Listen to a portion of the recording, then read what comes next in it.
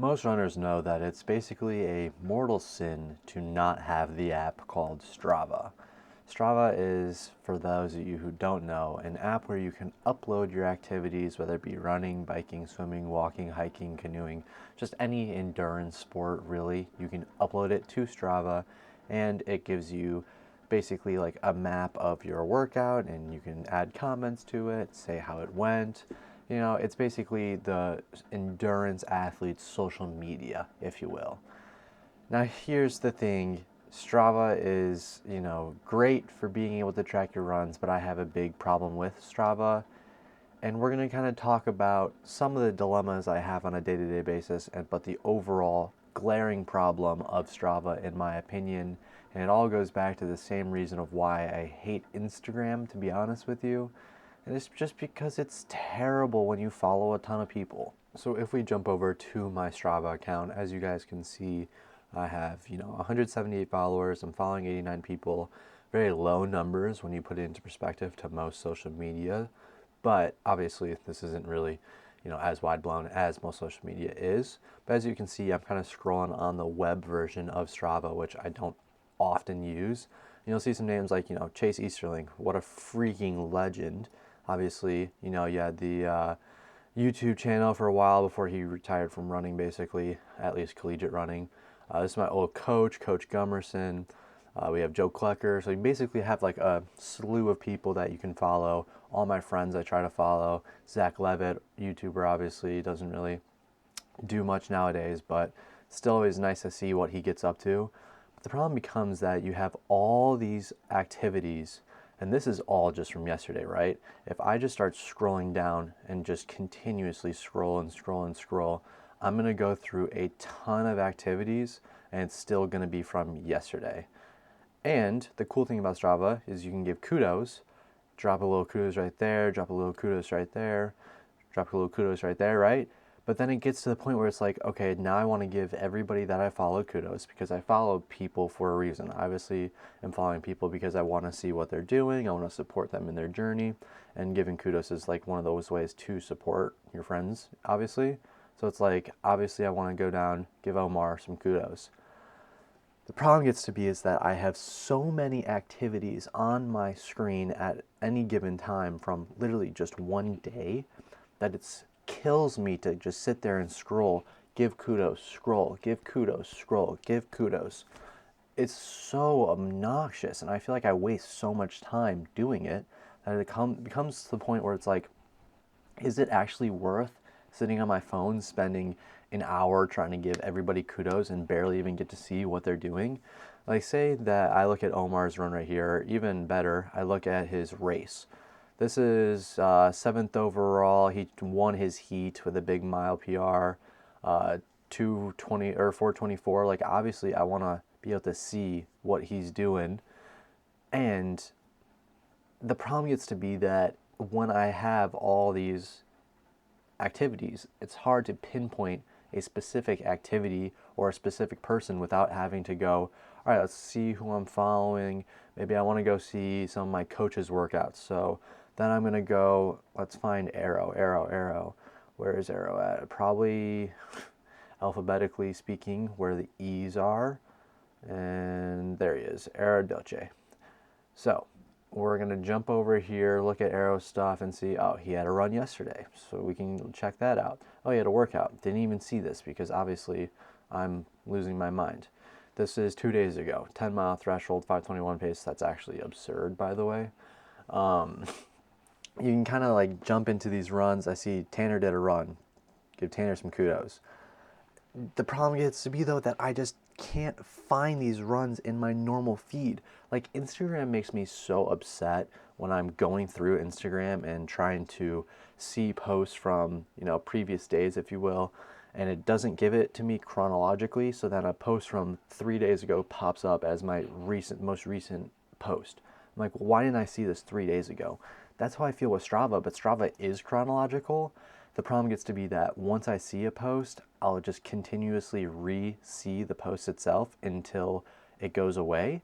And that's fine, but the problem kind of gets to be is that I don't want to see the same posts over and over again or have to go through 1,000 of them just to try to find one person posts. So I'm kind of getting to the point where it almost feels like I have to like slowly stop following people.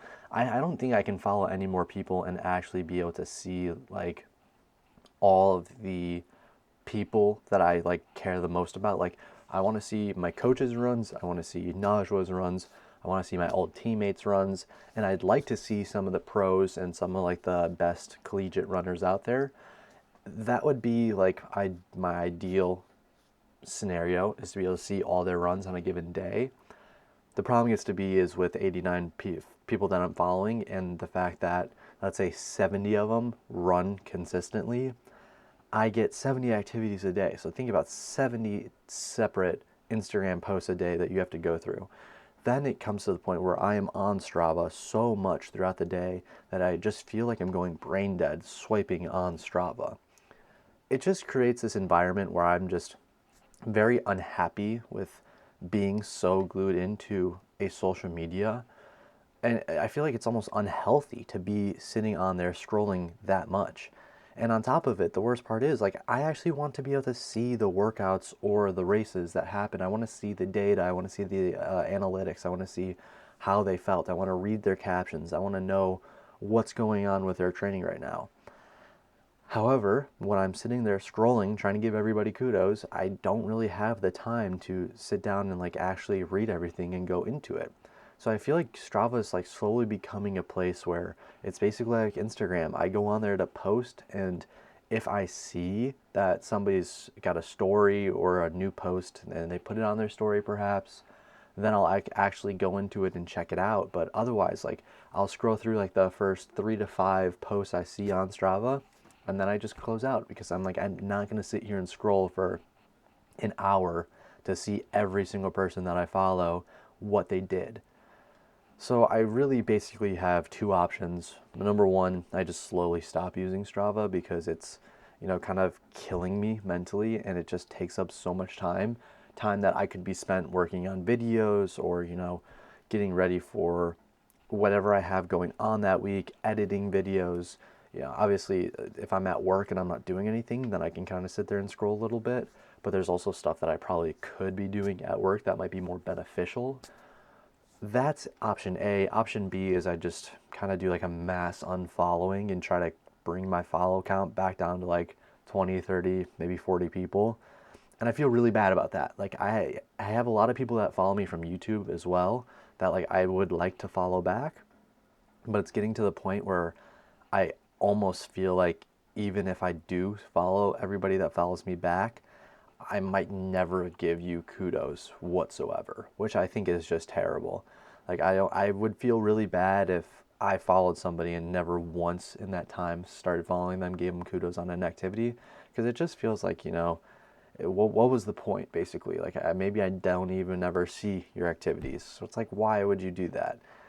Maybe I'm overthinking that part of it, but I do sort of feel bad about it, and I can't follow any more people. Like this is already killing me as it is, and I do want to see some people's activities more than others, which might not be the greatest thing in the world, but again, I'm human. What do you expect? I think that's how we all are. So option number two is I kind of just do a mass unfollowing and limit the amount of people I do follow on Strava. And I think one of the things that I could do that would also kind of help if I did do that is if I created a group or a team, whatever they call it, on Strava. One of the cool things about Strava is you can join a club. That's what it's called, a club, where I think I'm in a few clubs. Obviously, we got my old school, my junior college, sorry, my high school. This is my college, and obviously the Easterling Running Collective, Chase Easterling, obviously, Athlete Special, Tracksta, Edge. This is my coach, Coffee Club Pod. So these are the few clubs that I am a part of, and I really don't ever go into these clubs to look at them. I think I used to a lot, 2-3 years ago when I was like obsessed with Strava. Now it's kind of gotten to the point where like I kind of passed that stage, and I love Strava. Like I love being able to post all my stuff on there and see my, weeks. Like I'm really proud of how much consistency I've had throughout the winter training block. This one kind of sucks. We're going to have to talk about this on Wednesday during the Passion Project. Yeah, I don't really want to talk about it too much right now, but this is like great. Like I love seeing this. And obviously like being able to have all these analytics, whether or not they're correct, this is not real. This might not be real. Obviously that's not real. This is not real either. This one might be. This is probably, I mean, I'm probably all these are from 10K up. These are probably all good. Like this is definitely a track workout. I don't know what the rest of these are. These probably aren't even real PRs. Who knows? This is the only one I've actually added, which I probably could add more stuff, but I just don't really care too much about it. It is really cool that you can go through and see like my 2023 stats where I had 3,485 miles for 428 hours of time spent running. Even in 2024, I'm probably going to crush that. I'm almost halfway there, and we're not even halfway through the year. We're not even like that close to being halfway through the year, so you can kind of just tell that I've taken things a lot more seriously this year. I've been really locked in. I've had really good training, which I'm really proud of. Even when my first year was 2019, I guess. So you can kind of see like I didn't log too much stuff in 2019. I probably didn't really start logging things till 2021, I'm going to guess. It was probably like the first consistent year of logging. But it's really nice to be able to see like all these things, all these activities. I can get through all my shoes, make sure that I'm counting my mileage so I know when I need to replace a pair of shoes. Like Strava is great for all those things. You can go through and see all these different analytics, and obviously like I love posting pictures and whatnot and showing off what I'm doing. I add little captions every now and then to some of my activities, kind of talking about how I feel or what was going on. I know that one of my workouts, obviously this is just times. One of my workouts I added one of my activities where I was like, man, this was terrible.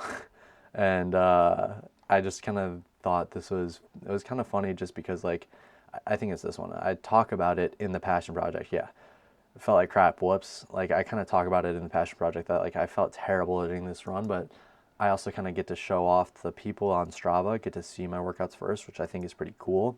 So it just is like this huge, dilemma that I've been having with Strava when it comes to what I want to do with Strava and what I'm feeling like with Strava. And I feel like a lot of people can also kind of relate to that because I feel like Strava is just such a wide used app that, I don't know, people can be really locked in with it at times and really obsessed with it, and then sometimes maybe not so much. So that's really all I wanted to talk about. I just have had a lot on my head when it comes to running in Strava especially, and I just feel bad because I want to give everybody kudos. I can't give everybody kudos. It's hard to continuously be on Strava. It's just a lot going on, and I just thought I'd give my thoughts on it. Maybe, if you guys have any thoughts, concerns, comments, whatever, drop them in the comments below. Maybe we can, get a club up and running, in the next few weeks here and start a little YouTube club. Like I said, I don't really have that many followers on Strava to begin with. So obviously it probably wouldn't be anything big, but maybe it could be fun. I don't know. Just my thoughts on the matter. I know a lot of people probably have similar thoughts. So again, if you guys have any comments, questions, concerns, drop them in the comments below. And otherwise, I'll see you guys on Wednesday for the Passion Project. Going to be a banger. But that is all from me. I'll catch you guys then. Take care. Love all things. I'll see you guys next time. Peace out.